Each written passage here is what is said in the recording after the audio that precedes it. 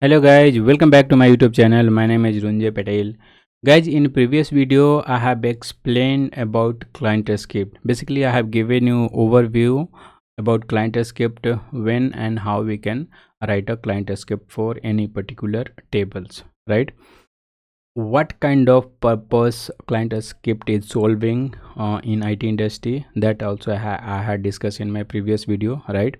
So let's say something, some business logic came to you to make a field mandatory form, field mandatory, hide some field, make some conditional field mandatory. So all those kind of scenario we can handle through the client script, right? But now question came that what kind of client script we have to write, right? So we have four types of client script, which I have already discussed in the previous video, right? So which types of client script we have to write in which scenario? So let's, in this video, let's discuss onLoad client script, in which scenario and how we can write, and what kind of business requirement using onLoad client script we can solve, right? Fine, thank you. So before starting this video guys, it's my humble request, if you have not liked and subscribed my channel, please do so. Thank you. So now let's understand the onLoad client script, right? So through this figure I will try to make you understand that how onLoad client script will work on your form once you retain any onLoad client script. So the first thing, let's say here the user requested for one form, right? So let's say user open a my ticket under the my, they went under the my ticket list and they try to open a form, right? So they have opened a form, then from this list they have opened a form. So this is the second list, they have opened a form, right? Now here they just click on the record. Now form start appearing to the user, but the control still not yet released to end user basically. So in between, sometime you have might seen, if internet is little bit slow, then on that case form will be keep on loading, and if you try to type something, it won't allow you to do so because control is still not released from ServiceNow, right? If it is released from ServiceNow, then you can able to type in. So same thing over here, you have click on the record, a form start appearing, data is started loading on the form, and then your onLoad client script will execute, right? So once the data load on the form, then our client script will start getting executed. So whatever the logic which we have written on the client script, and then it will get executed. Once the operation completed, then once this operation got completed, then control will come back to user.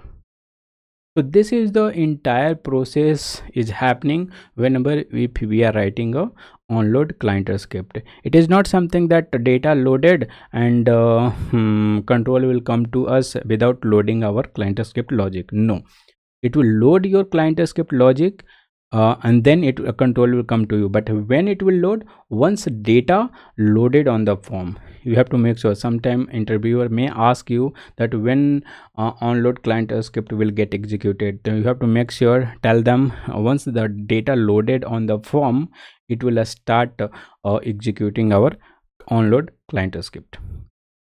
Let's see with the practical example. Let's jump to the instance, right? And here we will write one client script. So what I can do, I can open a new window over here, right? And here I will do a right click on the form, right? And I will go to configuration and I will go to client script. And here by default 5 client script is written, and if you can see the table is from task. On this particular table, my ticket table, we have not written any client script as of now, right? It is by default, it is coming inherited property, it is coming, right? So now let's click on new. This form will present to us, right? And here we will just type onLoad client script. So this name you have to give the proper name or with the justification. Basically sometime some client might have a naming convention which you have to follow, right? So, and the description over here, that means what's the purpose of writing this client script, you have to mention. So that let's say today you have developed it and after some time you have left the job, right? You have joined another company, another developer came, and if you have not you have written a too complicated logic, then you just describe it. What's the purpose of writing this client script, or what business is solving this one, right? So so that for upcoming developer who is going to do a troubleshoot, for them it will be easy to understand your code, right? So let's say we are going to apply on desktop and we are going to select the onLoad client script. Fine. So by default, the moment I have selected the onLoad client script, here one function got appear by default, function onLoad, and inside this we have to write our logic, right? And the moment I have selected the onLoad, as I can see here, the global button is appear over here. It means if you are writing a client script and you want to apply this client script for particular view, then you have to uncheck this global and you have to apply a write a view over here. So in previous videos I have when I was making a video on view and view rule, I have showcased you, like we have created IT view, HR view, and default view as it was there, right? So let's say I want to apply this client script only for IT view, then I have to give it the view name over here. Fine. Let's apply for all means all view, then just make it selectable global, right? And here all types of client script we can write. First let's save this one. So right click, the best way to save to be on the same phone is right click and save, click on the save button, right? Otherwise ServiceNow will redirect you to previous page basically if you click on the submit, right? So now what all options are available to write over here. So first thing, if I want to alert something while loading the form, just I will type a alert, right? And I will give the this one. Inside this I will type my message onLoad script. Fine. So if I will save this sorry, then what I'm trying to do it over here. So while loading the form, basically this alert will come. Let's see if I will open it, we'll see whether the alert is coming or not. See, once onLoad a script, it came, right? Now onLoad a script, it came. So here it means while loading a form, this is working, right? So there are others way also we have to do. There are out of the box functions available. So let's check it out, what all out of the box functions available. So first thing, g_form. This is the very commonly used for client side g_form, because you are dealing with form, then g_form object you can use to get and set the value. So if we'll put a dot, then bunch of option will be available to you. There are so many options, predefined options are available for you. If you want to, let's say if you want to make a mandatory field, then set mandatory, right? Here we have, it will give you option also what kind of parameter it will take. Set display, we have option to hide it, and so read only we have option, we can make a read only also, right? So let me show you something here. So let's say make mandatory field, and then which field we have to make a mandatory. Then it is asking the field name and the boolean value, true and false. True means it will make it mandatory, false means it will make it unmandatory. So let's say this field, let's say we want to make this one, assignment group is mandatory. So what we have to do, we have to give the backend value of this assignment group, correct? Right? So here I will just copy this field value, right?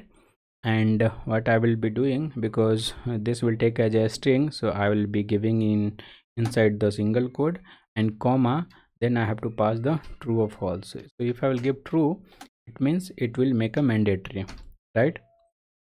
So let's say we want to do one more thing, g underscore form dot set display.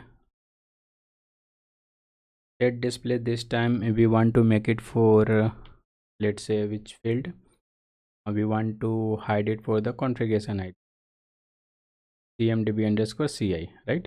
Then again we have to do cmdb underscore ci, then true, right? So it will hide the field while loading the form. Now if I want to add a choice value, then we have a add choice value. There are so many functions are available out of the box, you can just make it. So these things is there, just let's check.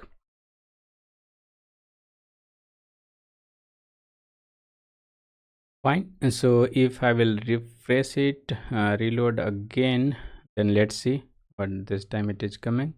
onLoad script run. Now it's become mandatory. And why configuration? Okay, configuration for this we have written a true, it means it will not hide, it will show. If we make it false, then it will hide it. Save again, reload again, right? So as you can see, now we have configuration item is not visible, assignment group become a mandatory, right? So this way we can write. So another function we have something called g underscore user. Okay, so this will give you the user information. If you want to get the first name, last name, you want to check the role, this is basically related to your logged in users, basically a session has role has roles, means if you want to check the multiple roles, on that case it will give you the last name, user id, it will give you username, gender form, that is different. So these all options are by default available, we can use it over here, right? Hope you got it, that how we can write a client script and what kind of scenario it is covering under the onLoad client script. Fine. So these all a script which I am writing over here, it is applicable for all types of client script. Fine. So I'll be just make it unmandatory, basically inactive, so that it will not run. Thank you. And in next video we will talk about on change client script, right? How that on change client script will work. Thank you. Thanks for watching. See you in the next video.